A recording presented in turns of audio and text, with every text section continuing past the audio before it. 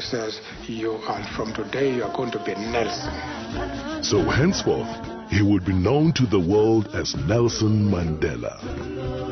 As the son of a chief, Nelson Mandela had access to the best education available to black people in South Africa at the time. Studying at Fort Hare University, where he first became involved in student protest, his refusal to accept injustice, unfairness, and inequality would last a lifetime.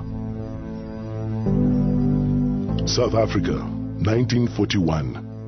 In his early 20s, Nelson Mandela moved to Johannesburg, where he first encountered the racial discrimination that would later become entrenched in law by the apartheid government. Working on the mines and later as a clerk in a law firm, Mandela pursued his law studies and joined the African National Congress, the oldest black political organization in South Africa.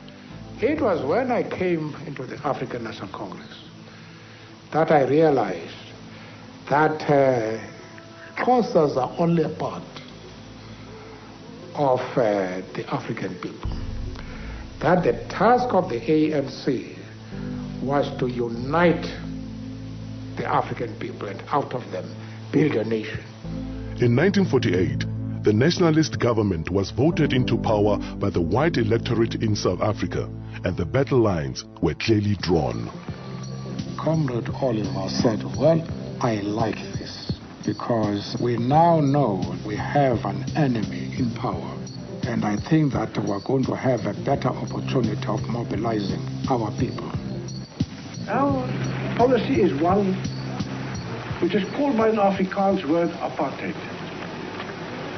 And I'm afraid that has been misunderstood so often. It could just as easily, and perhaps much better, be described as a policy of good neighborliness.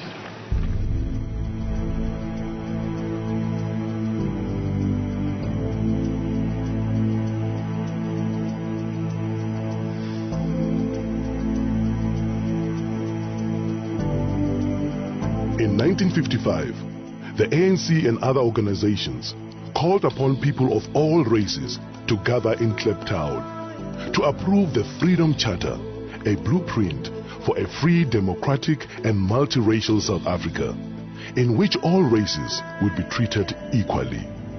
Nelson Mandela, one of the chief organizers of the gathering, was banned by the government from attending and was forced to watch proceedings from the sidelines.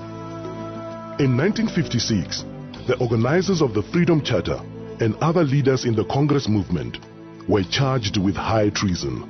The trial was specifically designed to occupy the opposition and keep them out of politics. It dragged on for 4.5 years, and it would be another 40 years before the Freedom Charter finally bore fruit. South Africa, 1960, Sharpeville, a black township in the industrial area south of Johannesburg. A peaceful crowd gathered to protest against the past laws was shot at by police. 69 people died. The nationalist government imposed martial law. All opposition was banned and thousands were jailed. When it became clear that all means of peaceful negotiation had been exhausted, Mandela went underground to lead the armed struggle. We have made it very clear in our policy that South Africa is a country of many races. There is room for all the various races in this country. There are many people who feel that it is useless and futile for us to continue talking peace and non-violence against a government whose reply is only savage attacks on an unarmed and defenseless people. Key government installations were targeted for sabotage. Mandela became known as the Black Pimpernel. In 1962, Mandela was captured, charged with leaving the country illegally, and sentenced to imprisonment for 5 years. Shortly afterwards, his ANC comrades were captured with evidence which incriminated Mandela. He returned to court for the Rivonia trial, where he and 8 others faced a possible death penalty. The very speech which was made by Nelson consolidated the spirit of the people outside, because it was a defiant spirit.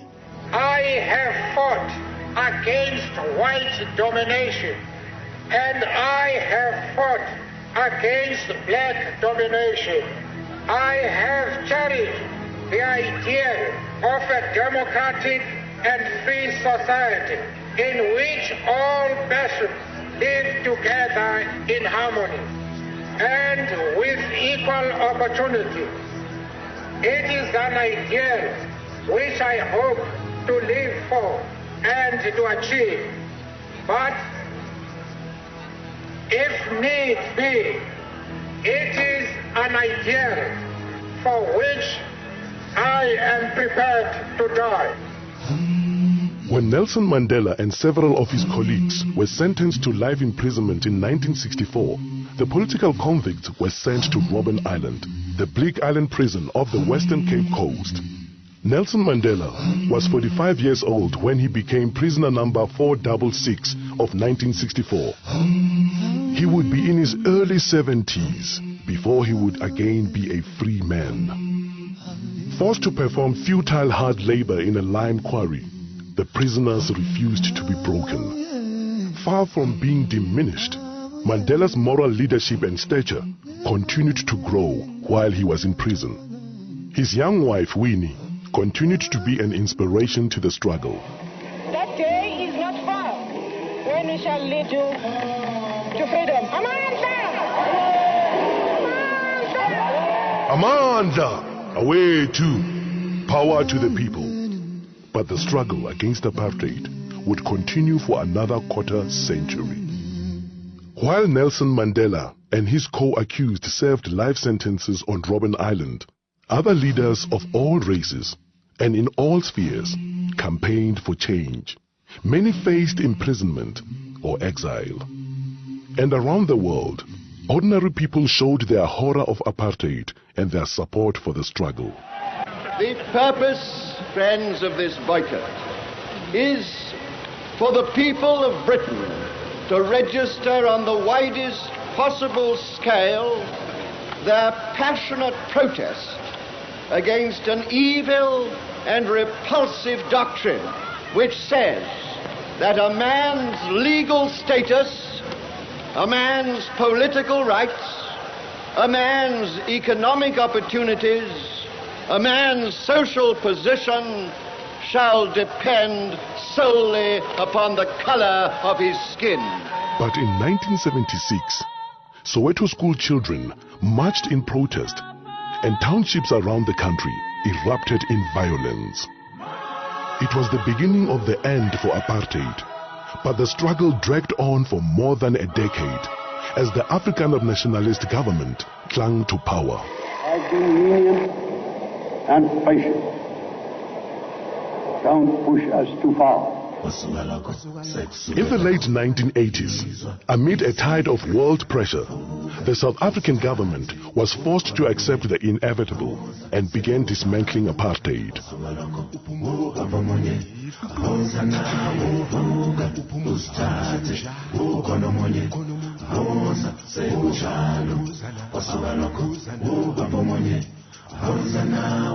In 1990, at the age of 71, Mandela was released unconditionally.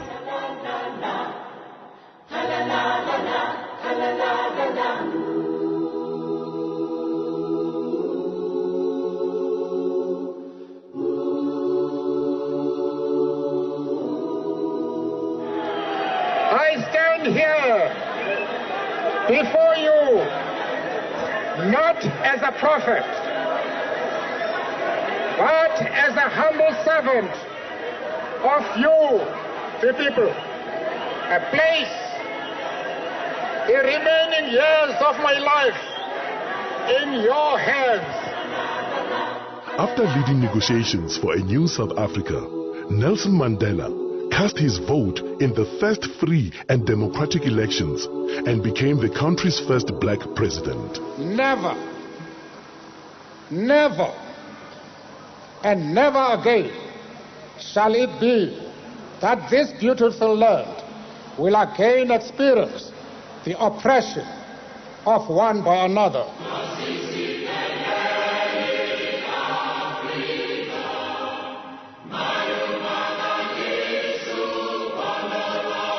For the duration of his presidential term, and throughout what should have been a well-earned retirement, he has worked tirelessly to entrench the ideals he has so long stood for, becoming universally revered as an icon of leadership and humanity.